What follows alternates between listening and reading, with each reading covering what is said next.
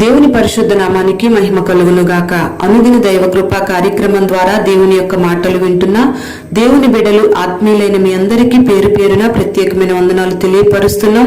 నిశ్చయముగా ఈ దినం దేవుని యొక్క మాటలు వింటున్న మీకు ఆయన ఉన్నతమైన కృప తోడయుండును గాక. మిమ్మల్ని దేవుడు దీవించి ఆశీర్వదించును గాక.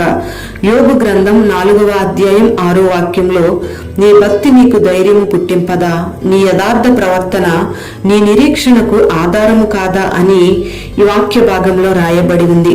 యోబుకు కలిగిన శ్రమలను బట్టి యోబు అంటాడు, నాకు నెమ్మది లేదు, సుఖము లేదు, విశ్రాంతి లేదు, శ్రమయే నాకు సంభవిస్తుంది అని యోబు తన స్నేహితులతో మాట్లాడుతున్నప్పుడు తన స్నేహితులు అంటారు, నీ భక్తి నీకు ధైర్యం పుట్టింపదా, నీ యథార్థ ప్రవర్తన నీ నిరీక్షణకు ఆధారం కాదని యోబుతో మాట్లాడుతూ ఉన్నారు.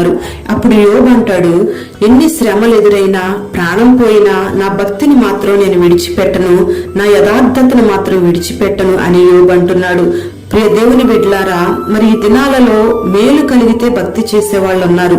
భక్తిలో శ్రమలు ఎదురైనా, భక్తిలో కొన్ని శోధనలు ఎదురైనా భక్తిని విడిచిపెట్టి వెళ్లిపోయే వాళ్ళు, యథార్థత లేకుండా యథార్థతను విడిచిపెట్టి వెళ్లిపోయే వాళ్ళు చాలా మంది ఉన్నారు.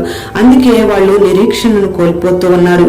భక్తి అంటే మనకు లాభం కలిగినా, నష్టం కలిగినా, మేలు జరిగినా, కీడు జరిగినా దేవుణ్ణి విడిచిపెట్టకుండా చేసేదే భక్తి. ప్రాణాలకు తెగించి పరిశుద్ధమైన భక్తి చేసేవాళ్లే నిజమైన భక్తి పరులు. మరి శద్రకు, మెషకు, అబేద్నెగోలను మనం గమనిస్తే, రాజు నిలబెట్టిన బంగారు ప్రతిమకు నమస్కారం చేయమని శాసనం వచ్చినప్పుడు వాళ్ళు ఏమాత్రం కూడా ఆ బంగారు ప్రతిమకు నమస్కారం చేయలేదు. ఎందుకంటే వాళ్ళ భక్తి వాళ్లకు ధైర్యం పుట్టించింది. మరి ఆ సందర్భంలో వాళ్ళను అగ్నిగుండంలో పడవేస్తారు అని శాసనం వచ్చినప్పటికీ కూడా వాళ్ళు ఏమాత్రం కూడా అధైర్యపడలేదు. ఎందుకంటే అగ్నిగుండం నుంచి రక్షించగలిగిన దేవుని వైపు వాళ్ళు చూసి ధైర్యాన్ని తెచ్చుకున్నారు గాని అగ్నిని చూసి వాళ్ళు ఏమాత్రం కూడా భయపడలేదు. అందుకే అగ్నిగుండంలోంచి దేవుడు వాళ్ళను అగ్ని వాసన కూడా అంటకుండా దేవుడు కాపాడుతూ వచ్చాడు.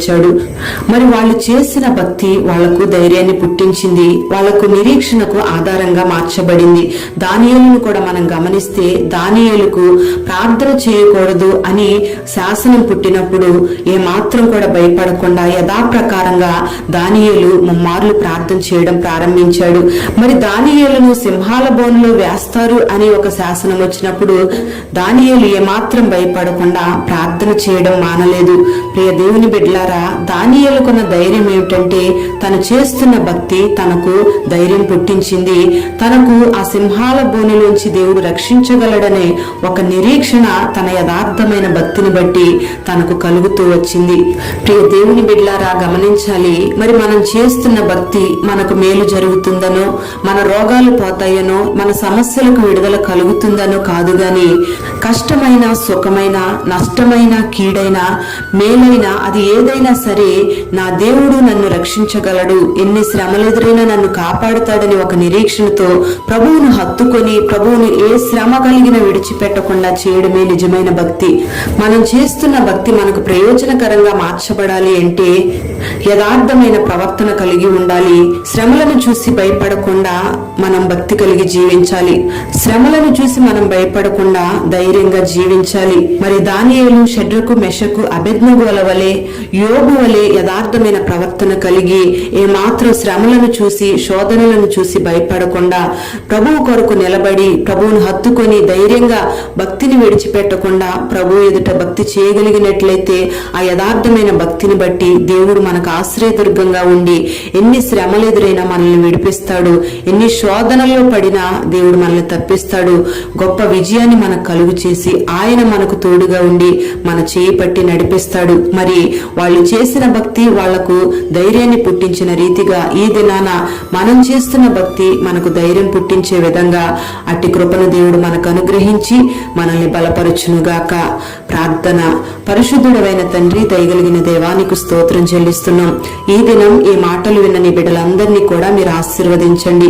నీ భక్తి నీకు ధైర్యము పుట్టింపదా, నీ యథార్థ ప్రవర్తన నీ నిరీక్షణకు ఆధారం కాదా అని మీరు సెలవిస్తూ ఉన్నారు. మీరు చెప్పిన రీతిగానే బిడలు చేస్తున్న భక్తి బిడలకు ప్రయోజనకరంగా మార్చండి.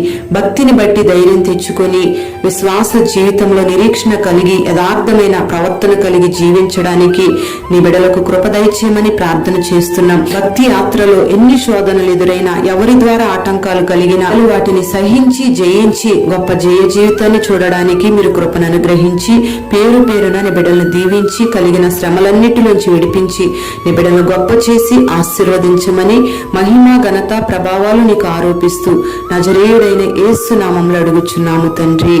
ఆమేన్.